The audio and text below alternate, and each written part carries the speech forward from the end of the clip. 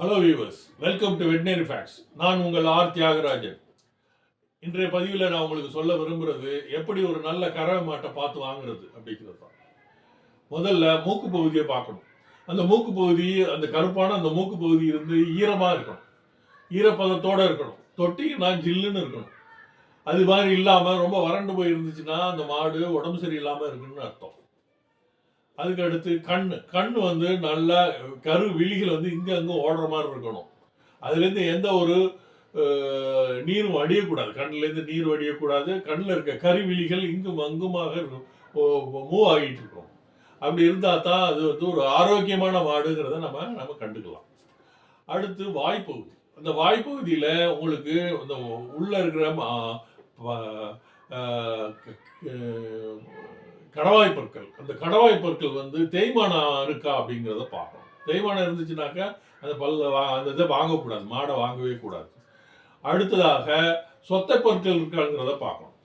இது ரொம்ப ரொம்ப முக்கியமான விஷயம். ஏன்னா மாட்டுக்கு பற்கள் ரொம்ப அவசியம். ஒழுங்காக அது தீனி சாப்பிட்டா தான் அது நல்ல பால் கொடுக்கும். அதனால் வாய்களில் பற்களில் பிரச்சனை இருந்துச்சுனாக்கா அந்த மாட்டை வாங்கவே கூடாது. அடுத்ததாக கழுத்து வந்து நல்லா மெலிஞ்சு நீளமாக இருக்கணும். உடல் கூட சொல்ல வேண்டாம், நெஞ்சு பகுதி வந்து நன்கு விரிஞ்சு இருக்கணும். அப்போதான் அது ஒரு ஆரோக்கியமான மாடுங்கிறத நம்ம சொல்லலாம். அதே மாதிரி உடல் வந்து நம்ம முன்னாடி இருந்துக்கிட்டு மாட்டுக்கு முன்னாடி போய் நின்றுக்கிட்டு பார்த்தோம்னா 2 சைடும் அதோட உடல் வந்து சீராக பருத்து இருக்கணும். ஒரு சைடு நல்லா பருத்து, ஒரு சைடு பருமன் இல்லாமல் இருந்துச்சுன்னா ஏதோ வயிற்றுல ஏதோ பிரச்சனைன்னு நம்ம கண்டுபிடிச்சிக்கலாம். அதுக்கு அடுத்ததாக கால்கள் வந்து கரெக்டாக அப்படியே உடல்லேருந்து கீழே நேராக இறங்கணும். அதில் எதுவும் வளைவு இருக்கக்கூடாது. வளைவு இருந்ததுன்னா ஏதாச்சும் விட்டமின் டிஃபிஷியன்சிங்கிறத நம்ம கண்டுக்கலாம். விட்டமின் டி டிஃபிஷியன்சி, கால்சியம் டிஃபிஷியன்சியில் கால்கள் வளைந்திருக்கும். அது மாதிரியான மாடுகளை வாங்கவே கூடாது. குழம்புகள் வந்து நல்ல ஸ்ட்ராங்காக இருக்கா, அதில் எதுவும் பிரச்சனை இருக்கான்னு பார்த்து வாங்கணும். நொண்டக்கூடாது, நடக்க விட்டு பார்க்கணும், அதில் எதுவும் நொண்டாமல் இருக்கா அப்படிங்கிறத பார்த்து வாங்கணும். அடுத்து தோல் வந்து நல்ல மிருதுவாக மினுமினுப்பாக இருக்கணும். அந்த தோலில் இருக்கிற முடிகள் வந்து அங்கே சொட்டை விழுந்த மாதிரி ஒரு இடத்துல கொட்டியும் ஒரு இடத்துல நல்லா இருந்துச்சுன்னா அந்த மாட்டை வாங்கவே கூடாது. அடுத்து இது மடி வந்து நல்ல டச் பண்ணால் மிருதுவாக இருக்கணும். அதில் இருக்கிற அந்த மடி வந்து இதோட பொருந்தி இருக்கணும், உடலோட நல்லா பொருந்தி இருக்கணும்.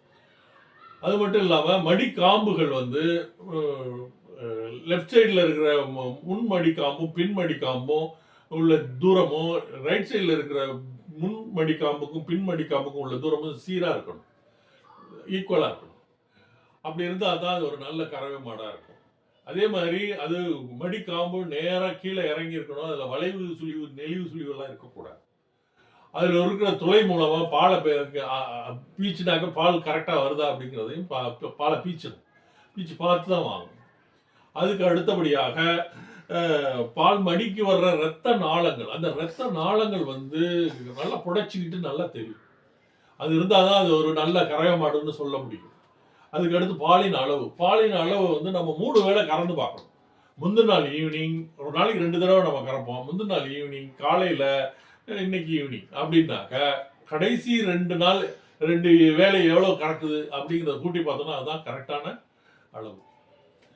அடுத்து பாலோட தன்மை வந்து அது வந்து ஒரு வெண்மை கலரில் இருக்கலாம், அல்லது வெளிர் மஞ்சள் நிறத்தில் இருக்கலாம். அப்படி இருந்ததுன்னா அது நல்ல தரமான பாலுங்கிறதுக்கு அர்த்தமாகும்.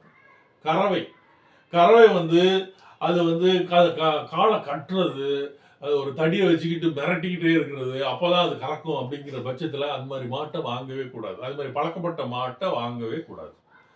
அது மட்டும் இல்லாமல் கன்று ஈன்று 1 மாதத்துக்குள்ள கன்றோட வாங்க வேண்டும். அது கிடையறி கன்றாக இருந்தால் நல்லது.